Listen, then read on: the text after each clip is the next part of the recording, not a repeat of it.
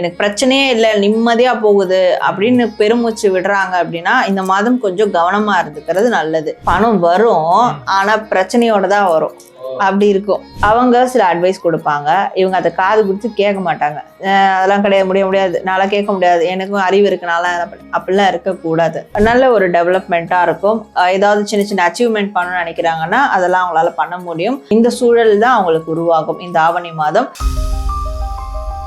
Retro ஆன்மீகம் நேயர்களுக்கு வணக்கம். இந்த ஒரு இன்ட்ரெஸ்டிங்கான கான்வர்சேஷன்ல நம்ம கூட tarot card reader, spiritual healer Sara ma'am இருக்காங்க. மேம் வணக்கம். வணக்கம். நம்ம ஆவணி மாதம் வரப்போகுது. இந்த ஆவணி மாதத்தில் நம்ம நேயர்களுக்காக 12 ராசிகளுக்கான பலனை நம்ம பார்க்கலான்றதுக்காக தான் வந்திருக்கோம். எப்படி இருக்க போகுது அண்ட் என்னென்ன விஷயங்கள்லாம் இந்த ஒரு கான்வர்சேஷன்லாம் நம்ம பார்க்க போகிறோம்.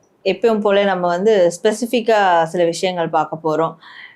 எப்பயும் போல ஜென்ரலானது அவங்களுடைய வேலை தொழில் சார்ந்த விஷயங்கள், அந்த ராசிக்கு அவங்களுடைய உறவுகள் சார்ந்த விஷயங்கள், பணம் பொருளாதாரம் சார்ந்த விஷயங்கள், அதை பார்ப்போம். ஸ்பெசிஃபிக்காக ஸ்டூடெண்ட்ஸ்க்கு, அந்த ராசியில் இருக்கக்கூடிய ஸ்டூடெண்ட்ஸ்க்கு, இப்போது ஸ்டூடெண்ட்ஸ் மட்டும் இல்லை, அவங்களோட பேரண்ட்ஸும் அது பார்க்கலாம். படிக்கிற பசங்களுக்கானது, என் வீட்டில் இருக்க பசங்க எப்படி இருக்கும் அப்படின்றது.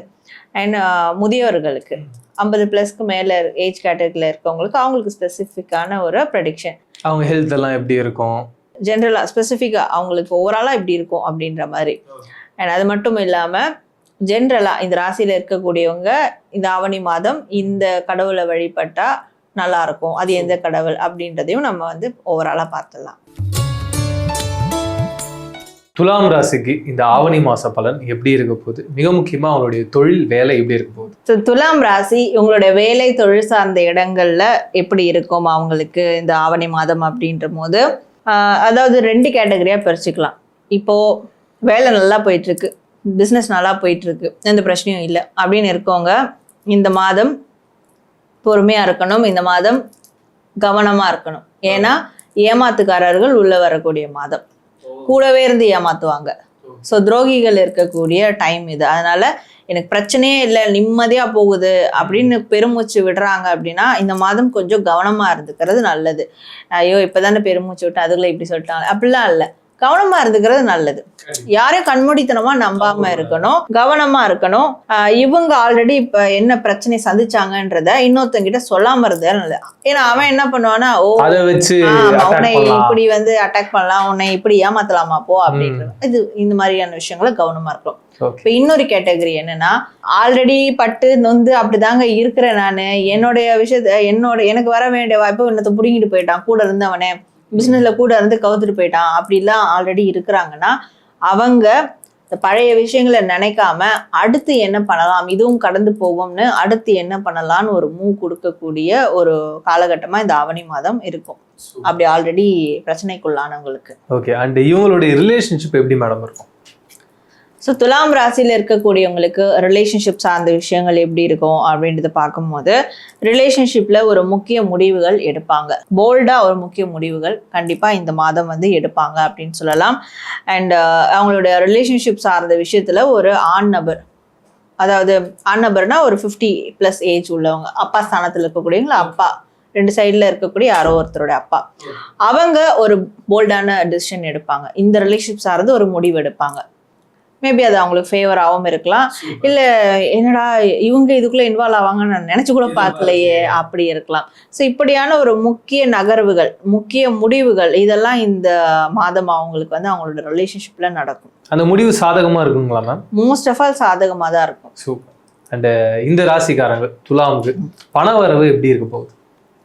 துலாம் ராசிக்கு இந்த ஆவணி மாதம் பணம் பொருளாதாரம் சார்ந்த விஷயங்கள் எப்படி இருக்கும்ன்ற போது, பணம் வரும், ஆனா பிரச்சனையோட தான் வரும். அப்படி இருக்கும்.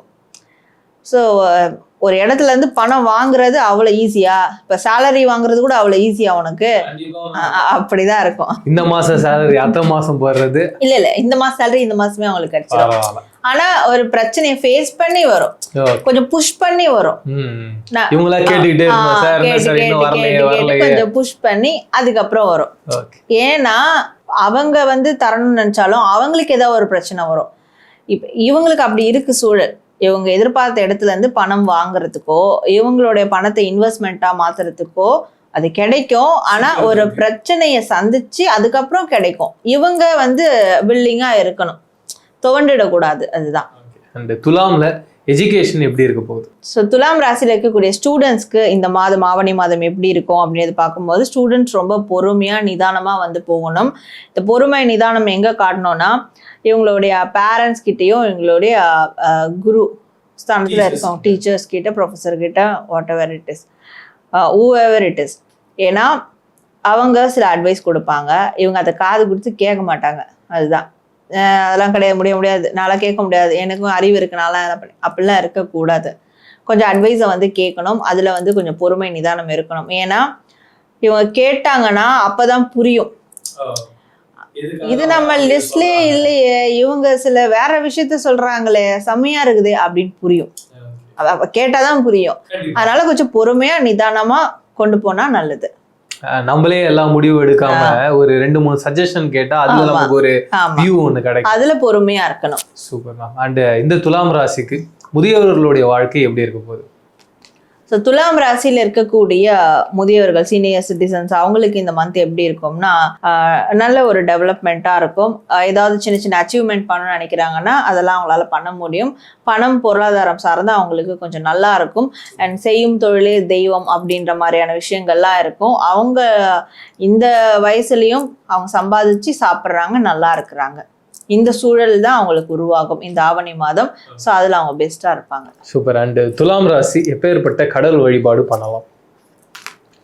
ஸோ துலாம் ராசி இந்த மாதம் அவங்க எந்த கடவுளை வழிபடலாம் ஆவணி மாதம்ன்ற போது அக்னி பகவான் வழிபாடு செய்யணும்.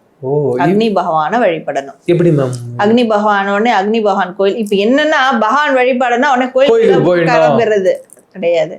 இருந்த இடத்துல இருந்து அந்த தெய்வங்களை நம்ம வந்து வழிபடலாம். அதுக்குதான் அந்த தெய்வங்கள் அந்தந்த ஒரு இயற்கை சார்ந்த விஷயங்களோட கனெக்ட் பண்ணப்பட்டிருக்கு. அதுதான் தெய்வங்களே நம்மளுக்கு. இயற்கை தான் தெய்வம். உலகத்துல இருக்க ஜீவராசிகள் தான் தெய்வம். அதனாலதான் வந்து பைரவரோடைய வாகனம் வைரவர் அப்படின்னு சொல்றது. ஏன்னா அந்த நாய்களுக்கு நம்ம வந்து உணவளிக்கிறது, பாத்துக்கிறது, அது ஒரு தெய்வத்துக்கு செய்யற மாதிரி. எல்லாமே தெய்வீகம் சார்ந்துதான். இந்த அக்னி பகவானை இவங்க எப்படி வழிபடலாம் அப்படின்னு பார்க்கும்போது நெருப்பு அப்போ யாகங்கள்ல கலந்துக்கலாம், ஹோமங்கள்ல கலந்துக்கலாம். இதெல்லாம் கலந்துக்கும் போது அக்னி பகவானை வழிபடுறது மாதிரி தான். வீட்டில் இருக்கக்கூடிய கிச்சனை கிளீனா வச்சுக்கிறது, கேஸ்கெட்டை கிளீனா வச்சுக்கிறது. சில பேர் வீட்டுக்குலாம் போனீங்கன்னா எந்த காலத்துல செஞ்சாங்கன்னே அவங்களுக்கும் தெரியாது, பாக்குறவங்களுக்கும் தெரியாது. பயமா இருக்கும், வீட்டுல காஃபியே குடிக்க கூடாது. அதெல்லாம் கிளீனா வச்சுக்கிறது அக்னி பகவான் பிளஸ்ஸிங்ஸ் வாங்குற மாதிரி தான். ஸோ இந்த மாதிரியான விஷயங்கள் வந்து செய்யலாம். சூரிய பகவான் வழிபாடு கூட செய்யலாம். ஈக்குவலா அது வந்து ஈக்குவல் ஆகும், அக்னி பகவானுக்கு ஈக்குவல் ஆகும். வழிபாடு செய்யலாம். சூரியனார் கோவிலுக்கு கூட போயிட்டு வரலாம். ஸோ இந்த மாதிரியான விஷயங்கள் செய்யும் போது அவங்களுடைய ஆசைகள் என்னவோ அதுல ஒரு கட்டுப்பாடுகள் இருக்கும். அவங்களுடைய ஹேபிட் எதெல்லாம் கெட்ட ஹேபிட்டோ அதெல்லாம் வந்து பியூரிஃபை ஆகும். அவங்களுடைய பவர் இன்க்ரீஸ் ஆகும். அண்ட் அவங்களுடைய நாலேஜும் சரி அவங்களுடைய வெல்த்தும் சரி இன்க்ரீஸ் ஆகும். ஸோ அந்த அக்னி பகவான் வழிபாடு இந்த மாதம் செய்யணும். இந்த ராசிக்கான பலன்களை பார்த்தோம், ரொம்ப டீட்டெயிலாக பேசினீங்க. கண்டிப்பாக நேயர்களுக்கும் ஒரு நல்ல ஒரு கிளாரிட்டி கிடைச்சிருக்கும்னு நினைக்கிறேன். அண்ட் நீங்கள் எப்பயும் சொல்கிற மாதிரி இந்த கமெண்ட் செக்ஷனில் நன்றி பிரபஞ்சம் அப்படின்னு சொல்லும்போது அது ஒரு பாசிட்டிவிட்டியை கிரியேட் பண்ணும். அப்படி நேயர்களும் கண்டிப்பாக நம்ம கமெண்ட்ஸ் கீழே பதிவு செய்வாங்கன்ற நான் நம்புகிறேன். வேறு ஒரு இன்ட்ரெஸ்டிங்கான வீடியோவில் சந்திக்கிறேன். நன்றி, வணக்கம். எத்தனையோ கோடி ஜென்மாவிலே புண்ணியம் செய்தால்தான் வாய் முருகான்னு சொல்ல வருமா? சிவன், பிரம்மா, மகாவிஷ்ணு, அம்மன், பெருமாள், விநாயகர் நிறைய சொல்கிறீங்கல்ல. ஆனால் இவங்க எல்லாருமே என்ன சொல்லுவோம்? இந்து கடவுள்னு சொல்லுவோம். ஆனால் ஒரே ஒரு கடவுளை மட்டும்தான் தமிழ் கடவுள்னு சொல்லுவோம். இதுலேயே தெரிஞ்சுக்கலாம் முருகருடைய சிறப்பு என்னன்னு. நான் என்னையா தப்பு பண்ணேன்? எனக்கு தெரியல உன்னை பற்றி, அதுக்காக எனக்கு இவ்வளோ பெரிய தண்டனை கொடுப்பியா நீ? ஓன்னு அழறேன். உலகளந்த பெருமாள்னு கேள்விப்பட்டிருக்கேன். யாரை சொல்லுவா? பெருமாளை சொல்லுவார். ஆனால் முருகப்பெருமான் இரண்டாவது முகமாக பூமிக்கும் வானத்திற்கும் காட்சி கொடுக்கக்கூடிய முருகன் இரண்டாவது முகம் வாமதேவ முகம்னு பேரு. உங்களுக்கு ஒரு கஷ்டம் வந்துருச்சு, என்ன பண்ணுவீங்க? முருகன்னா சொல்லுவீங்க, ஐயோ முருகா என்னை எப்ப காப்பாத்துவ? எனக்கு யாசகம் போட்டுட்டு போனாங்க. நான் யாசகம் வாங்க போன இடத்துல உட்கார்ந்தன்னு கூட எனக்கு தெரியாது.